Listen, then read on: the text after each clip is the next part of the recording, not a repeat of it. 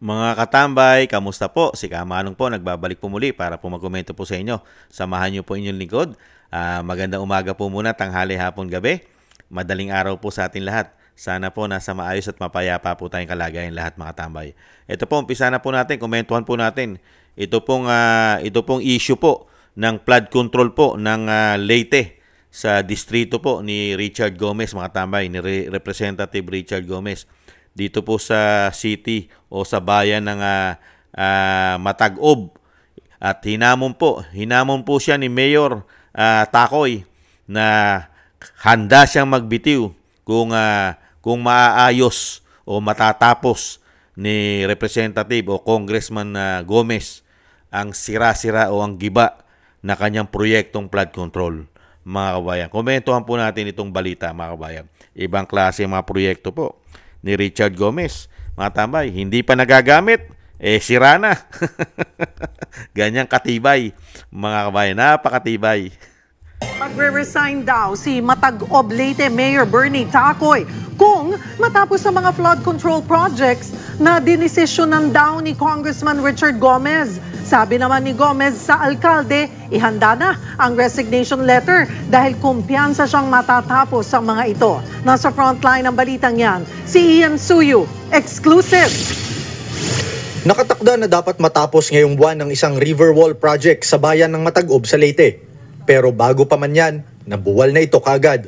Ang hamon ni Matag-ob Mayor Bernie Takoy kay Leyte 4th District Representative Richard Gomez na nagdesisyon daw sa proyekto, ayusin na ito. Dahil wala raw public consultation o komunikasyon sa DPWH at LGU, walang ideya ang lokal na pamahalaan kung anong klaseng mga materyales ang ginamit para sa konstruksyon ng proyektong ito. At kung sakali man daw ng mga high quality materials naman yan, bakit ganito kalawak yung naging pagkasira? Bukod dyan, may dalawa pang flood control projects ang umano'y sa Blairin. Ang bitin na river wall sa Barangay Bonoy at nakatiwangwang na flood mitigation project sa Barangay Santo Rosario. Ayon kay Mayor Takoy, basta-basta na lang ginawa ang proyekto na walang permit mula sa LGU. Dagdag pa niya, kung maaayos agad ni Gomez ang flood control project sa kanilang bayan, ay magvo-voluntary resignation siya bilang alkalde. Once tapos na, andyan na, mag-umpisa ang project, pipirma ako ng resignation sa position ko at hindi na ako tatakbo pa ng politics dito sa bayan na to. Sa isang eksklusibong pahayag na ipinadala ni Gomez sa News 5, sinabi niyang kasinungalingan ang sinabi ni Mayor Takoy na hindi na konsulta ang LGU. Eksklusibo ring ipinadala ni Gomez ang isang larawan. Kita riyan na nagpulong ang mga tauhan ng DPWH at Matag-ob LGU noong Enero, isang buwan bago simulan ang konstruksyon ng proyekto. Dagdag pa ni Gomez, ihanda na raw ni Takoy ang resignation letter dahil siguradong matatapos niya ang mga proyekto. Buwelta naman ni Takoy, tapusin muna ni Gomez ang lahat ng ipinangakong proyekto. Pinuntahan namin ang tanggapan ng DPWH 4th District ng Leyte pero walang humarap sa amin. Nasa meeting daw ang kanilang district engineer. Nagbabalita mula sa frontline, Ian Suyu, News 5. Alam naman natin ang mga district engineer ay nasa hot seat po lahat, pati ang mga contractor. Sila po ang nasa hot seat lahat dahil sila po ang mga bata-bata ng politiko. Bata-bata po ni Congressman. Yan po ang lumalabas po sa mga pag-iimbestiga, mga tambay. Kasi tama po yung sabi po ni Mayor Magalong saka ni Greco Belica. Ang mga congressman po ang nagdadala po ng proyekto at nagdadala ng pera sa mga proyekto po sa distrito, katulad po ni Congressman Gomez. At ngayon, pag nilagyan po natin ng logic, totoo po pala. 100% po pala dahil sa bibig na rin po nanggaling ni Congressman Gomez o Representative Gomez, Richard Gomez, na proyekto niya po yun. Dahil handa raw niya pong tapusin ang kanyang proyekto. Ibig sabihin, talagang low standard. Mahina po ang standard. Walang quality. Low quality. Napakababang kalidad ng ginawa po at pagtatrabaho po ng kanyang proyekto, mga kabayan. Ang tanong, saan napunta po yung kalidad at quality ng kanya pong proyekto? Napunta po ba ito kay Congressman? Nagtatanong lang po, napunta po ba ito kay District Engineer? At napunta rin po kaya ito, saan po? Sa mga contractors? Magkano kaya ang naging porsyentuhan. Kamukha po ng sinasabi po ni Mayor Magalong. Pag humingi si congressman ng 50%, ay siguradong kailangan ibigay mo. Kasi pag hindi mo raw binigay kay congressman ang 50% o 20% ng budget ng proyekto, ay madali kang mapalitan. Kaya kang palitan anytime at napakaraming kontraktor na pwedeng pumalit sa'yo. Ganyan daw po ang lakaran dyan. Kaya ang tanong ng taong bayan, totoo po ba yan, Representative Gomez? Dahil inaamin nyo na po ngayon na proyekto nyo yan. Yung mga hindi pa tapos, giba na. Pambihira ka, congressman, no? Hindi pa tapos yung proyekto mo, sira na, giba na. Anong klase yan? Ibang-iba talaga mga tambay. Yung sinasabi nga po natin.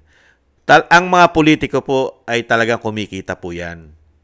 Namumorsyento po yan. Kaya lang sinasabi natin, huwag naman po garapalan, congressman. Hindi po ba? Nakita nyo po yung sa Davao City, nagiging tourist spot pa. Ang Davao City, ang mga flood control na ginawa ron ay tourist spot kasi ang gaganda. Magaganda na, malalaki pa, at matitibay pa. Dahil panahon pa ni dating Pangulong Duterte, hanggang ngayon yung flood control doon ay hindi po nagigiba at hindi nasisira. Katulad ng nahandyan po sa Leyte, sa Port District, sa Matag-Ob. Di ba? Kaya nga galit na galit po at masama-masama ang loob ni Mayor Takoy Mga kabayan, imbis na nakakatulong yung proyekto ni Congressman Richard Gomez, nakakaperwisyo pa. Imbis na makatulong, gibinuhusan po ng bilyon-bilyon, daan-daang milyon ang proyekto. Pero po ang resulta ng proyekto ni Richard Gomez, mga tambay, wasak. Wasak. Nakakaperwisyo. Nakita nyo, naperwisyo ang dala ng proyekto. At nakita nyo po, pati po ang district engineer, mga tabay, hindi na po makausap ang DPWH office po doon po sa Leyte, sa Port District. Nakita nyo po katindi.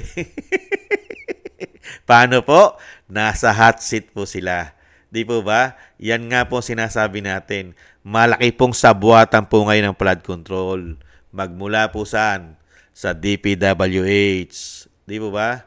Sa Kongreso. Ayon po yan kay Mayor Magalong. At alam din po yan ng Commander-in-Chief. Ayon po sa Vice President, ay alam na lahat ng Presidente ng Pilipinas ang korupsyong umiiral sa kanyang administrasyon. Kaya lang, nagbingi-bingihan daw po siya. Dahil mismo ang Vice President na nagsasabi nung panahon na siya ay Deputy Secretary na talamak na ang korupsyon sa kanyang administrasyon, pero po wala po siyang kibo. Nagbingi-bingihan daw po si BBM ayon sa Vice President, mga kababayan. Hindi lang daw po ang flood control ang korupsyon ng bansa. Ubo daw po ng dami. Dahil ang DPWH, hindi lang po flood control ang trabaho niyan. Napakarami pong proyekto niyan. Nahandyan pa ang mga tulay, di ba? Karsada, di ba? Pati nga pantalan at mga airport at kung ano-ano pang proyekto niyan. Di ba? Lahat po ay may korupsyon. Hindi po ba? Kaya nga sabi ng Vice President, nung panahon ni dating Pangulong Duterte, hindi mawawala ang korupsyon. Kaya lang, hindi po lumala, nabawasan, umunti, at napigilan. Bakit ngayon? Nung naging Pangulo si BBM, imbis na ma-maintain yung kakaunti at napigilan, lumala! Lumala! Hindi po ba? At pati po yata mismo yung kanyang anak na si Sandro, dahil napakarami rin pong flood control na pinagawa po sa Ilocos Norte. Hindi pa po nasisilip yan kung may anomalya at korupsyon ng Ilocos Norte sa flood control, mga kababayan. Kasi inuuna pa nila ang Davao City na wala pong problema ang flood control. Kaya yan, Richard Gomez, yan, kung talagang ang mayor na si Mayor Takoy ay sinungaling, bakit siya magbibitiw sa kanyang pagiging mayor? At kailanman ay hindi na po siya tatakbo pang muli sa bayan ng Matag-Og. Hindi na po siya pagka po tinapos ni Richard Gomez ang kanyang mga proyektong giba-giba at hindi napapakinabangan at nakakaperwisyo pa sa kabila ng daan-daang milyon at bilyon ang kanyang proyekto magmula nung siya po'y naging congressman. Kung iimbestigahan po itong si Richard Gomez, mga tambay, at pati po yung district engineer ng DPWH, at pati po yung mga contractors na ginagamit po nila ron sa District 4, napakarami pong masisilip na anomalya po dyan. Hindi lang po flood control. Kasi ang mga congressman po ay halos lahat ay kontrolado nila ang proyekto, pati po mga karsada. Lagi pong pagmumukha nila nakikita dyan. Pati nga basketball court, project of congressman. Pati eskwelahan, project of congressman. Hindi po ba? Lahat po, puro pagmumukha nila, makikita riyan. Pagmumukha nila, pagmumukha ni gobernador at pagmumukha ni mayor. Pag may mga proyekto po sila po magkakasama riyan. Hindi po ba? Kaya nga yan po mga tambay, abangan po natin kung kaya pong tapusin sa loob ng pinangakong 1 buwan ang proyekto pang hindi pa tapos ay puro gibana dito po sa Port District ng Leyte, lalo-lalo po sa Matag-Ob. Matag-Ob po ba? Tama, Matag-Ob, Leyte. Ang hamon po ni Mayor Takoy, mga tambay. Expected na po natin yan, mga tambay. Ang tanong, kung ubos na po yung pera dahil wala ng budget, mga tambay, sa bagay, mayaman naman po si Congressman. Ubod naman po ng yaman ni Congressman Gomez. Napakayaman, di ba? Napakaganda ng mga ari-arian yan. Ang dami pong mga ari-arian yan. Mga farm, mansyon. May mansyon pa sa Maynila yan. Di ba? Nasa mamahaling subdivision pa. Kayang-kayang gastusan ni Congressman Gomez yan, mga kabayan. Yan po ang mahirap. Pagka ikaw ay may tinatagong anomalya at ito'y mabaho, sisingaw po itong kabahuan na ito. Siyempre, ang nakakaranas po ng problema, hindi naman po si Richard Gomez Hindi po. Ang nakakaranas po ng problema, yung katulad po nung syudad, yung bayan ng Matag-Ob, sila nakakaranas ng problema, hindi naman po si Richard Gomez. Si Richard Gomez po ay nasa kanya pong napakagandang mansyon, lalo-lalo po doon sa kanilang bayan sa Ormoc, kung hindi po nagkakamali si Kamanong. Hindi po ba? Samantalang yung mga nasa distrito niya, bilang congressman siya, yun na nakararanas, lalo-lalo yung mga kababayan natin magsasaka. Yung magsasaka nating mga kababayan. Di ba?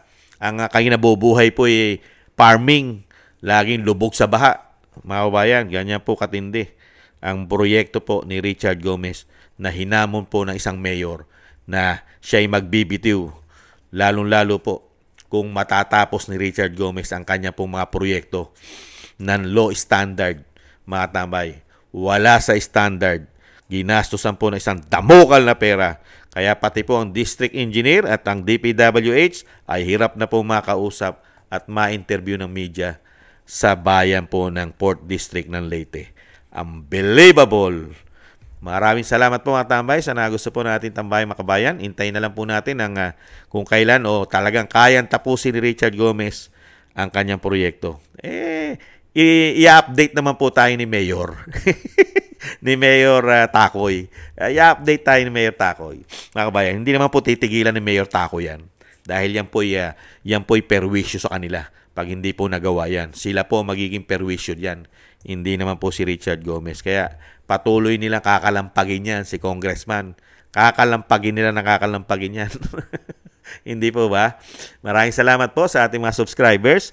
At syempre po sa gusto po ng Tambayan mga kabayan sa YouTube at TikTok. At sa mga subscribers po natin, sa patuloy po nagsusubscribe, thank you po sa inyo. Sa mga nagko-comment, like, share, and subscribe, syempre po, ganun din po. At thank you rin po sa mga nagbibigay po ng tulong at biyaya sa inyong lingkod. Shoutout po sa mga nagbibigay po ng tulong at pambili ng maintenance. Shoutout po sa inyo lahat. Gay at Shena, Norma Garcia, Michelle Yamaguchi Vlog, Rosalina RK Team 888, Wills Bubbles 5697, Sharpel Villacorta, Chudorico Erguisa Jr., Ani Jo, ako si Pilam, Jovelyn Watanabe ng Japan, si Jem Aris ng United Arab Emirates, Baby Roman, Ate Isa ng Cagayan, Julieta Silona ng Sydney, Australia, Gina Ray Solidides ng Berlin, Germany, Jake Yahut 4531 ng Maisog, California, USA, Eric Hershio ng Canada, Kingston 123 ng Hong Kong, si Bay Chichiyoko at si Ma'am LB at Sir Manny ng North Miami, Florida, USA. Thank you po sa inyo mga kababayan. At syempre po, lagi po kayo mag-iingat sa lalo-lalo po sa inyong mga paggawa. Maraming salamat po. At syempre po, yung panalangin at dasal po natin mga kababayan, na maingatan po ang ating ang pamilya Duterte, ang ating Vice President, na maingatan po siya lalo-lalo po sa kanyang mga paggawa. At ganun din po ang ating dating Pang Duterte, siyempre po maingatan, mailayo po sa kasamaan. At siyempre po madugtungan pa po ang kanyang buhay at kalakasan at makabalik po sa lalong mabilis sa ating bansa. Thank you po sa mga dasal at panalangin mga kababayan. Sa muli po mga kababayan, paalam po at tayo rin po yung magdasal at tayo po yung maingatan at ang ating sambahayanan mga kababayan. Paalam! Bye-bye!